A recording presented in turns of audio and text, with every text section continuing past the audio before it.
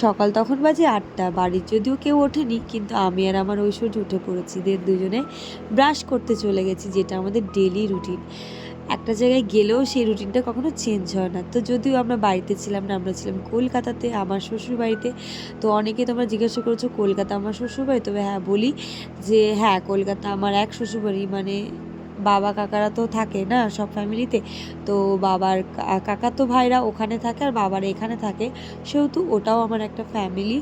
তো অনেক দিন পর আমরা আবার গেছি, 2 মাস পর। আর অনেক বছর পর আমরা অ্যাকচুয়ালি যাই, এটাই ফার্স্ট টাইম এত ঘন গেলাম। মানে 2 মাস আগে আমরা গেছিলাম, দেন 2 মাস পর আবার গেছি, যদিও কাকিমাদের বাড়ির গৃহপ্রবেশ ছিল, তো সেই কারণে সকাল সকাল ব্রাশ করে ম্যাগি করে নিয়েছি। দেন আমি একটু ভাবলাম একটু চা করে নিই। আর আজকে দিনটা ছিল সোমবার, কিন্তু কালকে রাতে অনেকটা লেট করে ঘুমানোর কারণ আমার এত মাথা ধরেছিল, তাই ভাবলাম একটু সকাল সকাল চাটা অন্তত খাই। কারণ শরীর খারাপ করার থেকে আমার মনে হয় যে একটু চাটা খেয়ে তারপরে রেস্ট নেওয়ার আমার মনে হয় ভালো। আর পুজোও যেহেতু দিয়েছিলাম, দেওয়ার কোনো প্ল্যান ছিল না বাড়িতে আমার, থাকলে কোনো অসুবিধা হয় না, কিন্তু একটা জায়গায় গিয়ে পুজো দিতে গেলে একটু অসুবিধা হয়ে যায়। সুন্দর একটা লাল পাড়ে সবুজ শাড়ি পরেছি, আর এদিকে একটা টিপ পরে নিয়েছি, একটা হার পরে নিয়েছি। আর কেমন লাগছে অবশ্যই কমেন্ট সেকশনে জানো। এখনও যেহেতু লিপস্টিক কিছু করিনি বা আবার কোনো মেকআপ টেকআপ কিছুই করিনি, যদিও মেকআপ করবো না, বাড়ির পুজোতে আবার মেকআপ করা লাগে না, কিন্তু তবুও একটু লিপস্টিক অবশ্যই পরবো। তো এই শাড়িটা পরে আমাকে কেমন লাগছে অবশ্যই তোমরা কমেন্ট সেকশনে জানিও। ব্লগটা কেমন লাগলো অবশ্যই জানিও, ব্লগটা স্কিপ না করে দেখো, অবশ্যই ভালো লাগবে। এই যে ঘর বসিয়ে দিয়েছে কাকিমারা, মানে গৃহপ্রবেশ যেহেতু ঘর তো বসাতে হবে, তবে এখানে কলা গাছ পাওয়া যায় না, তো সেই কারণে হয়তো কলা গাছ লাগাইনি। এদিকে কাকিমা অনেকে রেডি হচ্ছিল, দেন আমি এখানে চলে এসেছি, দেখি কাকিমা রেডি হয়নি, মেকআপ যেমন তেমন পরে আছে। তো আমি বললাম তাহলে আমি একটু লিপস্টিকটা পরে নিই। তো যেহেতু রেড কালার শাড়ি পরেছিলাম, তাহলে একটা নিউড বা একটা রেড কালারের কিছু একটা পরবো, কিন্তু সেটা আর হলো না।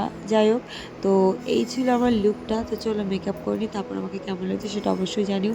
তারপরে জিপুরা আবার আমার আরও আজকে ছিল কাকিমাদের বাড়ির গৃহপ্রবেশ, মানে ছোট কাকিমাদের বাড়িতে আগেই ঢুকেছি, বাট একটা সত্যনারায়ণের পুজো বা 3 হাতের পুজো দেবে, তো সেই কারণে আজকের দিনটা চুজ করেছিল। আজকে ছিল শ্রাবণ মাসের প্রথম সোমবার, আর আমরা প্রথম সোমবারের ভিডিও এখন আমি ছেড়ে পারিনি তোমাদের সঙ্গে, সেটাই শেয়ার করছি। দ্বিতীয় সপ্তাহ হয়ে গেল ব্যস্ত থাকার কারণে ওখান থেকে ঘুরে এসে। তো এই যে কাকিমাদের ঘর, আর খুব সুন্দর ডেকোরেশন করেছে, মার্বেল টার্বেল লাগিয়ে টাইলস টাইলস লাগিয়ে কমপ্লিট করে ফেলেছে। এদিকে সবাই পুজো করতে বসে গেছে সঙ্গে মা। আর আজকে আমরাও পুজো দেবো, কারণ যেহেতু শ্রাবণ মাসের প্রথম সোমবার সবাই মিলেই একসঙ্গে ছিলাম বলে ভেবেছিলাম যে আমরা সবাই মিলে শিবের মাথায় জল ঢালবো একসঙ্গে। তবে হ্যাঁ, ভূতনাথের কাছে যাওয়ার খুব ইচ্ছে ছিল, বাট প্রচণ্ড ভিড় হওয়ার কারণে আমরা কিন্তু ভূতনাথের কাছ পর্যন্ত পৌঁছাইনি। কথায় বলে না, ভগবান যেদিন ডাকবে ঠিক সেদিন যতই বাধাও আসুক না কেন ঠিক পৌঁছে যাবো, কিন্তু ভগবান হয়তো সেদিন আমাদের ডাকেনি, তো সেই কারণে আমরা যেতে পারিনি। তো অবশ্যই ভগবান আমাদের ডাকবে, মহাদেব যেদিন ডাকবে তার চরণে অবশ্যই যাব আর আশীর্বাদ নিয়ে আসবো। যাই হোক, তো যেতে পারিনি ভিড় হওয়ার কারণে, কারণ যেহেতু প্রথম সোমবার ছিল, আর একটা জায়গা থেকে একটা জায়গায় গিয়ে সব কিছু মানে অ্যারেঞ্জ করে একটা বাচ্চা মেয়েকে নিয়ে যাওয়া একটা ইম্পসিবল হয়ে যায়, যেহেতু ঐশ্বর্য পাপাও ছিল না। আর মেন ব্যাপার ছিল ঐশ্বর্যকে নিয়ে যাওয়া, ঐশ্বর্য একা কী করে বাড়িতে থাকবে সেটা একটা চিন্তার বিষয় ছিল। এখানে কাকিমাদের একটা ছোট্ট শিব ঠাকুর আছে, তোমরা দেখতেই পাচ্ছ। তো এখন হচ্ছে আরতি, আরতির পরে কিন্তু আমরা ওই শিবের মাথায় জল ঢেলে পুজো দিয়ে নিয়েছিলাম, বাড়িতেই অঞ্জলি দিতে পেরেছিলাম, এটা একটা বেশ ভালো ব্যাপার হয়েছিল। আমরা ভেবেছিলাম মন্দিরে গিয়ে জল ঢালবো, কিন্তু ব্রাহ্মণ যেহেতু বাড়িতেই ছিল, সেহেতু এখানেই পুজো দিয়ে তারপরে আমরা আরতি করে নিয়েছিলাম, এবং পুজোর আরতি সবাইকে দিয়ে দিয়েছিলাম। এখন যাবো আমরা শিবের মাথায় জল ঢালতে, আর আমাদের বাড়িতে যেহেতু সত্যনারায়ণ পুজো হচ্ছে, তো সেহেতু এখানেই আমরা সবাই দিয়ে দেবো। এই যে আমরা ফুল সব কিনে নিয়েছি, দশকর্মা থেকে শুরু করে সমস্ত কিছু যে কিনে রেখেছি 3-4 জনের। তো চলে এবার শিবের মাথায় জল ঢেলে নিই, তখন নিয়ে যাবো ভাবছি। তো চল, আমাদের বাইরে যেতে হলো না, ঘরের ভিতরেই দেওয়া হয়ে যাবে। দুধ, এটা দুধ মিষ্টি পুজোর দুধ, ঘটি ফটি তো কিছুই নেই, বুঝতে পারছি না। চলো এবার আমার কে কে শিবের মাথায় জল ঢালছে অবশ্যই কমেন্ট সেকশনে জানিও। আজকে আমাদের বাঙালির প্রথম সোমবার বলে কথা, দেখো কত কিছু কিনে নিয়ে এসছে, আমরা সবাই মিলে আজকে শিবের মাথায় জল ঢালতে।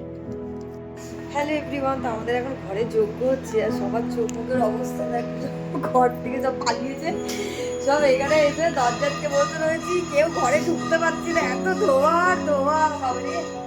আমি গেছি, আমার নাক আর মুখ পুরো বন্ধ হয়ে গেছে, মনে হয় নিচে গেল।